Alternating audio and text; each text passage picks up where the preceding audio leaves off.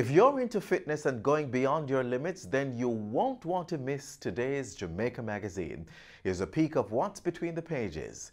Tips for losing weight and toning the body, plus dancing with hearing impairment. And later, how the Licensed School of Excellence is adding value to the lives of children with disabilities. Hi there, I'm Adrian Atkinson. Stay tuned for more. More life. More memories. More moments. Jamaica Moves is a call to action to prevent non-communicable diseases. Get active, eat healthy. You can protect yourself from high blood pressure, obesity, asthma, certain cancer diseases, and more.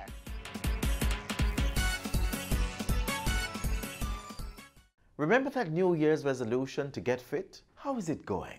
If you haven't been working on it, it's not too late. You have 2 more months to go, and we have information on how to get in shape for 2019 and beyond. Watch this. You want this lean, muscular physique and well-toned body, framed for the beach, carnival parade, or just your regular dressed down or formal attire. You want to cut the fat and develop that noticeable defined muscle and shape, but not significant muscle size. There's nothing wrong with any of that, as long as you remember the most important thing is not a summer or designer body, but rather a healthy body. By doing efficient exercises and controlling your weight, you can expect to safely lose between 1 and 2 pounds a week on your journey to a more fit body. But doctors recommend that you should not lose more than 1 to 2 pounds per week. For many people, even this rate may be too aggressive in terms of dietary and exercise modifications. That body is not just going to come overnight. It's not going to come within 2 weeks or a month, depending. It all depends on the type of activity you do, how you do it. Within 2 months, if you stick to your exercise program and if it's done properly, you will see and feel results. Before starting any structured exercise program, however, persons should first consult with their doctor. The reason why we need a medical approval from our doctor is that a lot of us have pre-existing health conditions, and some of us are not as fit as we think. For example, in Jamaica, 4 in 10 is hypertensive and they don't know it. And it's the same with diabetes, 4 in 10 and don't know it. And our stats tell us 7 out of 10 Jamaicans die from a chronic disease.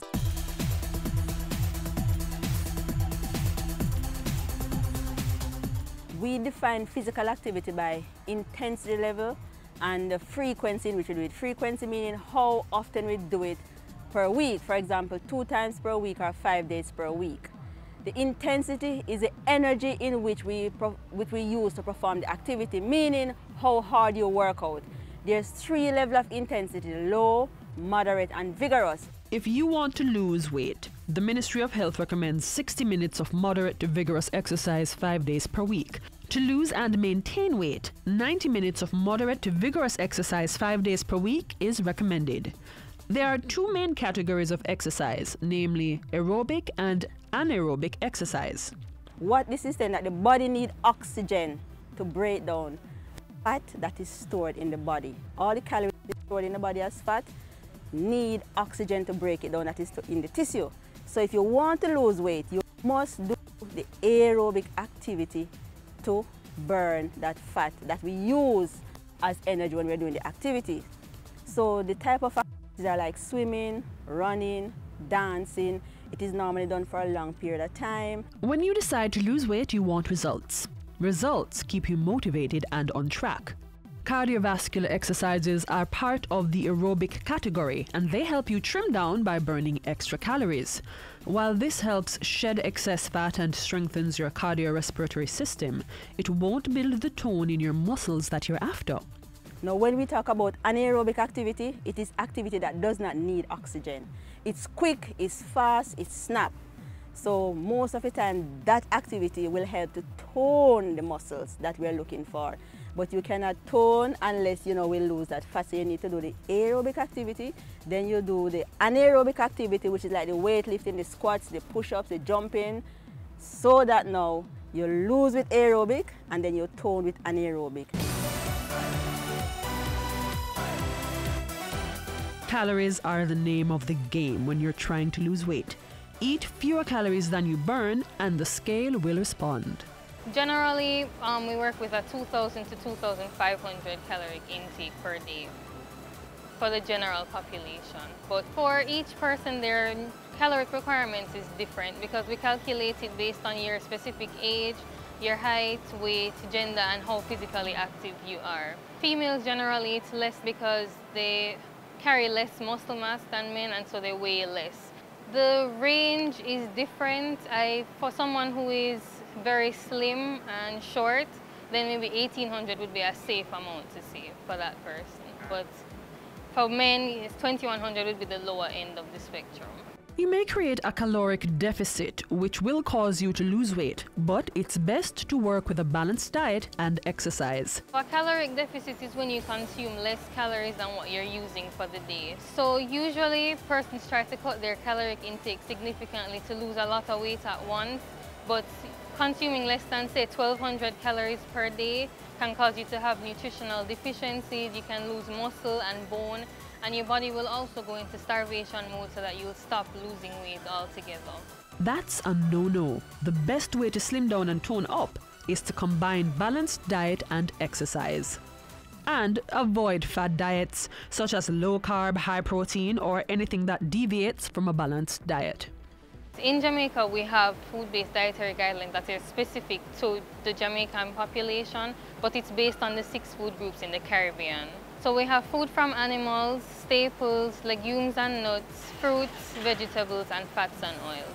Losing weight at a rate faster than 1 to 2 pounds per week and regularly skipping meals can leave you feeling extraordinarily hungry so that you binge at the next opportunity, causing weight regain. Plan for 3 balanced meals per day, in addition to 1 or 2 healthy snacks. You want to include foods from all of your food groups. So say, for example, you're planning for lunch, you want to include either food from animals or a plant-based protein like beans or nuts. You have your staple foods like rice, bread, or pasta, your fruits and vegetables that you can include in a salad, and you can put your fats and oils, for example, like in pear or avocado. Healthy snacks are low in fat, low in salt, and low in sugar. So you can have a fruit or vegetables, for example, carrot sticks, or you can use dried fruits and nuts. As a general guide, 1 serving of food from animals is the palm of your hand, a cup of rice is like your fist, and fats and oils is your thumb. That's 1 serving. Losing fat and retaining or building muscle creates a strong, toned appearance. Do strength training activities that focus on all the major muscles and the entire body, upper, mid, and lower body. Plank is a good full body workout which helps to build strength in your core, upper, and lower body. Those that focus on the lower body include lunges, using the stairs, leg press, and squat exercises that effectively work most of the major muscle groups of the butt, hips, and thighs. Some examples of exercises to strengthen the mid-body abdominal muscles include the side twist, traditional crunch, bicycle crunch, and exercise ball. You can also try other activities to sculpt your legs, tone your thighs and bottom muscles, waist, and abs. Ensure that you hydrate properly. It is good to drink water before, during, and after your activity so you don't get dehydrated.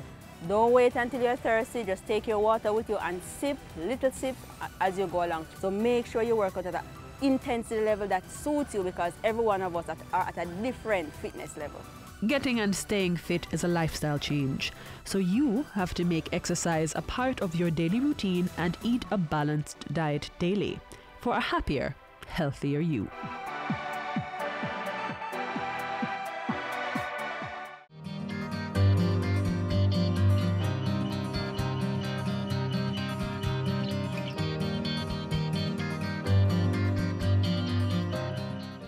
Now that you're in the know on how to get that healthy physique, get moving.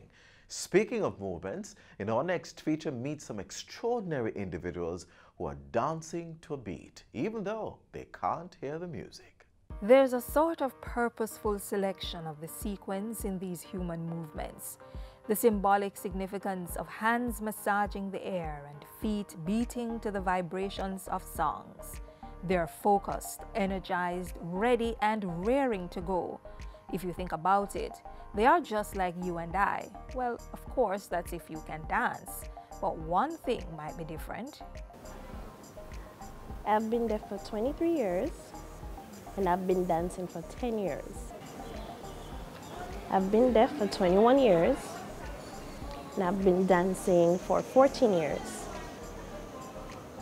So I've been hard of hearing ever since I was born until now. And I've been dancing for 16 years.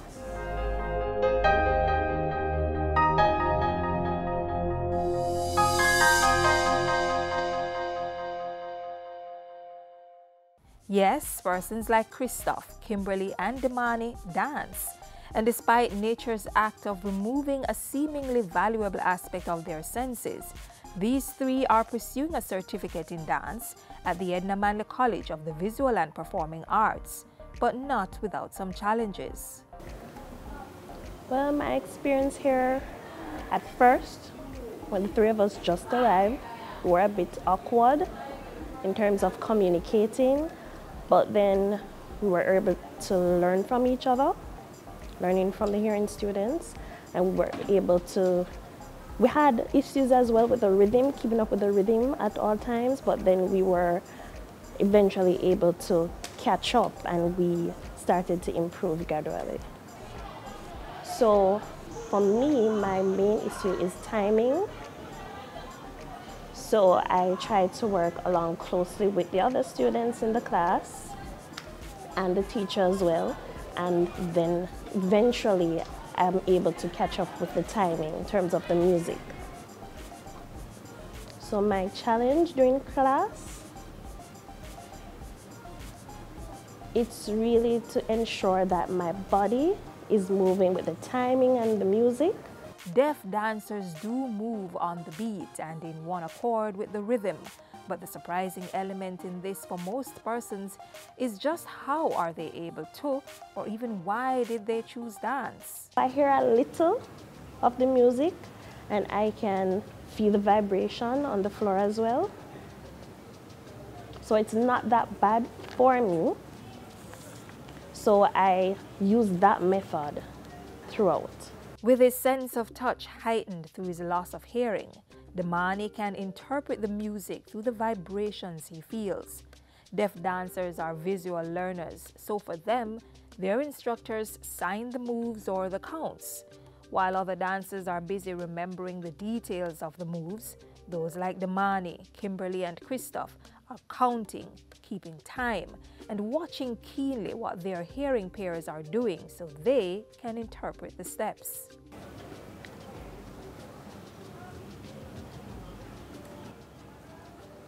So I chose to study dancing because dancing is my life. It's my passion ever since. So I want to learn more and more about dancing. I don't want to give up. I don't want to stop. I want to continue.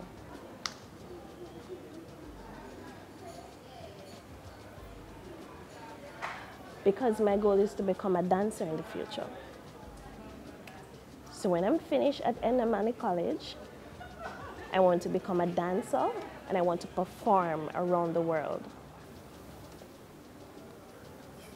So my goal is to become a dance teacher so that I can empower younger deaf children who really love dancing and empower them so that they can, be as good as I am. It's their turn. But for acting dean at the School of Dance, being deaf is not the biggest obstacle for becoming a great dancer. I don't want to describe what we have as challenges. I want to describe them as opportunities to learn. But fundamental to dance is the ability to demonstrate and for the dancer to use their eyes and observe and learn the experience in a visual way and then demonstrate what it is that they have been taught. I think one of the interesting things about the deaf students is that their other senses are heightened. And so they're able to access the information in other ways and quite differently from the hearing students. So it's very interesting to see the learning dynamics, but the end result and the objective or the learning outcome of the experience are still achieved. And we're very happy about that because ultimately we want them to succeed. And while for the school it is the first time opening its gates to persons like Christoph, Kimberly, and Damani to study dance, they're eager to receive the information and we're inspired by this drive to learn and to succeed. So Even though we have an interpreter, the interpreter is also learning from the experience, because we have interpreters who have never been in a school environment like this where dance is concerned, so they're also learning new language. It somehow feels as though they've brought more to us. For many of the deaf community, the fear of fitting in lingers. But for Christoph, Kimberly, and Damani, dancing is passion-driven and determination-ruled. Well, I hope that what we have done here at the Edna Manley College in terms of opening our doors to 3 deaf students will encourage others and inspire them to go after their dreams.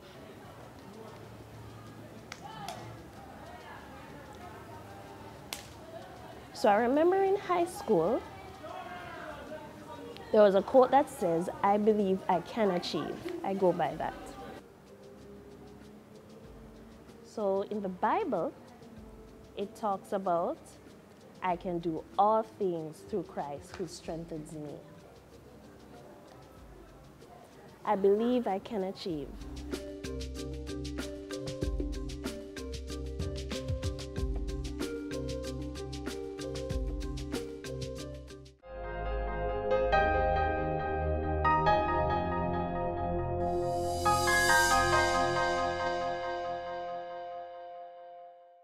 Get a roundup of the latest government happenings next. Hi there, I'm Simone Wolf with your JIS News of the Week. Ground was officially broken this week for the 220-bed Western Children and Adolescents Hospital, which will be built on the compound of the Cornwall Regional Hospital and completed within 2 years' time. It is a 7-floor hospital, 60 rooms for residence facilities, so staff, professionals who work in the institution will also have accommodation in the building. The building will boast outpatient emergency, surgical, lab, and intensive care services. In the meantime, the Ministry of Health and Wellness has bought 200 reclining chairs for distribution to hospitals across the island. Part of the challenge with replacing more beds is that if you put more beds in hospitals, you also have to build more buildings to accommodate the beds. And so we have to, in the interim, while we plan to build out our hospitals or expand our hospitals, find a way to accommodate more people. It means that even if people have to wait, they will wait in more comfort. On Wednesday, Prime Minister Andrew Holness commissioned the Essex Valley Water Supply System, which will provide 3,300 households in southeast St. Elizabeth with regular access to potable water. We value you, and we are putting the money where our value is.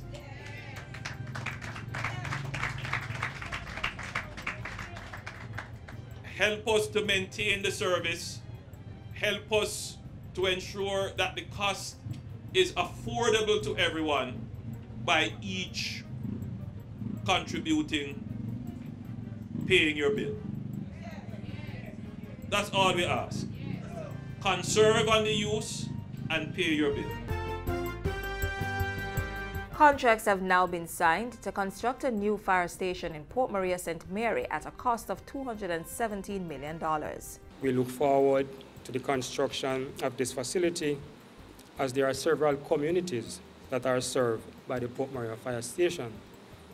And though we are in a rented facility, it's not the most ideal, but we make do with what we have.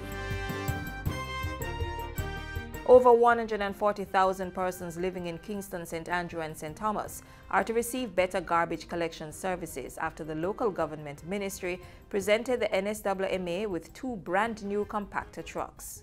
There is no excuse that we can offer, but there are some realities that we have to live with.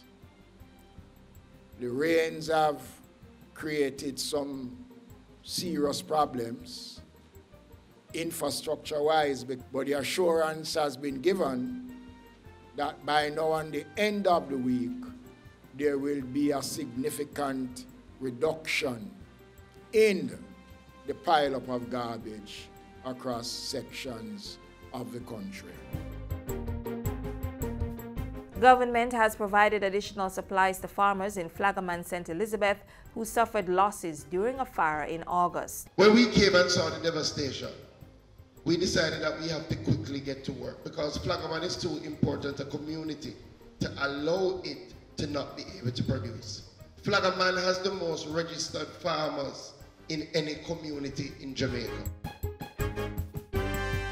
Last weekend, government paid tribute to one of the country's sport icons with the unveiling of Veronica Campbell-Brown's statue in the Independence Park complex. VCB dreamt of glory, and she attained it.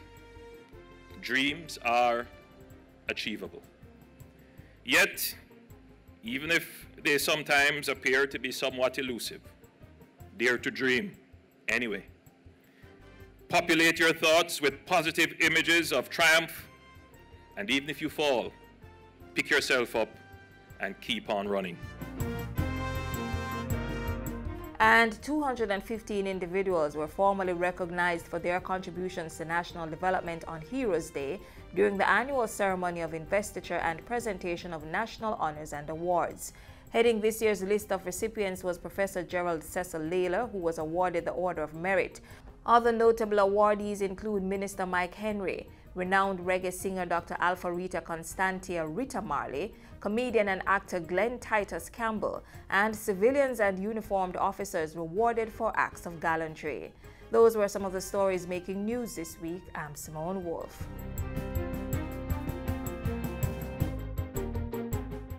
Every year, many children are born with physical and mental disabilities.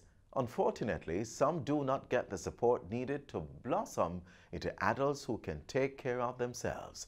One school in St. Thomas is making efforts at changing this. Here's how.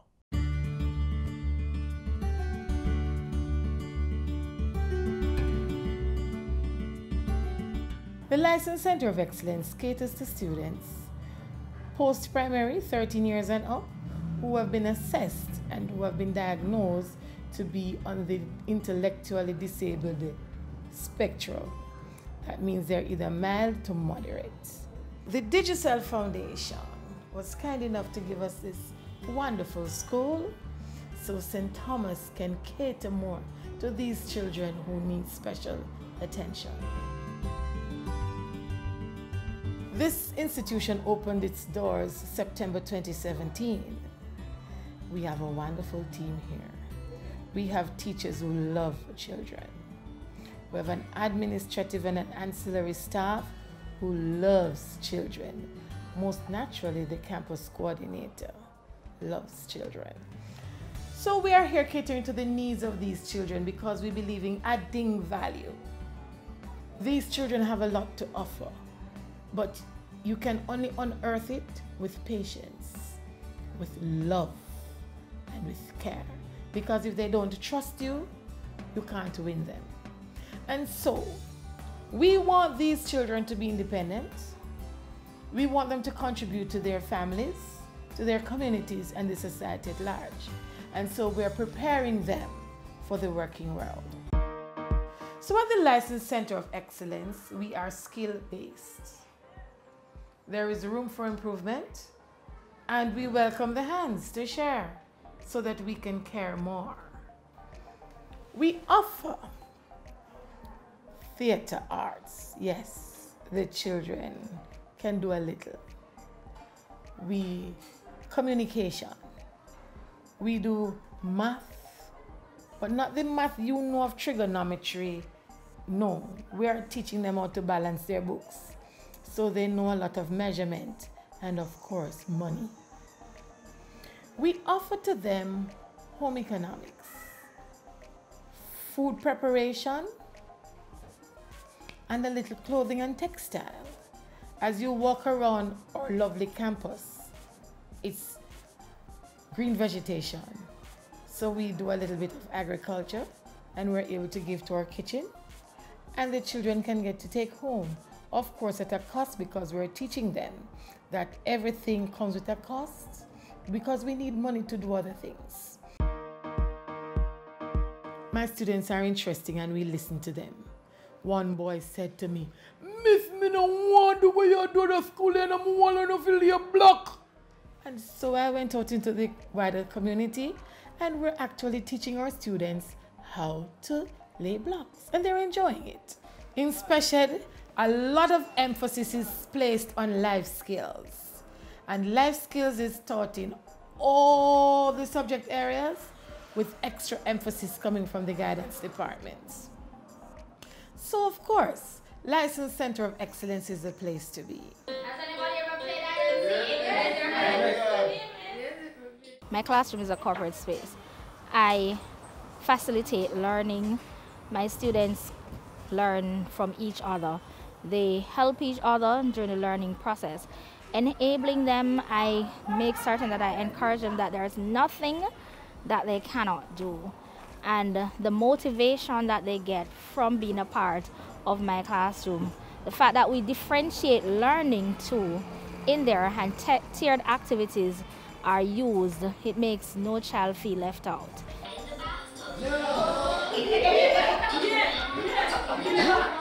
What I love about the License Center of Excellence, it's a level playing field. We exclude no one. So all activities, if it means you're to get assistance, be it from a classmate, a teacher, or from an ancillary worker, you're going to get the assistance because we believe in excellence. Excellence for all.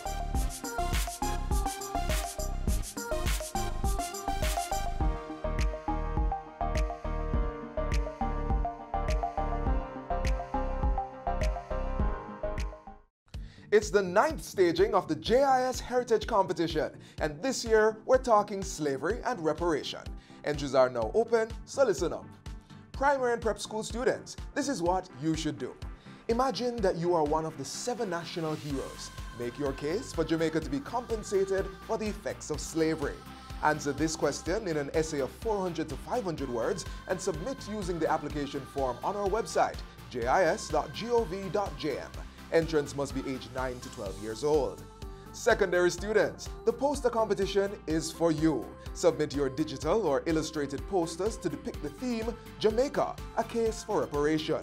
The photo competition is open to tertiary students in accredited Jamaican institutions. Send us a photo, also representing the theme, Jamaica, a case for reparation. All entries should be submitted using the application form on the JIS website. For more information, contact 876-922-3590, extension 2137 or 2132. You may also email heritageessay@jis.gov.jm, heritageposter@jis.gov.jm, and heritagephoto@jis.gov.jm. Deadline for entries is Monday, October 28. Go ahead, express yourself in the JIS Heritage Competition 2019. And with that message, we close the magazine for today. If you're interested in entering the JIS Heritage Competition and you have not yet sent in your entry, you have 2 more days to do so. So hurry up. Until next time, I'm Adrian Atkinson. Walk good.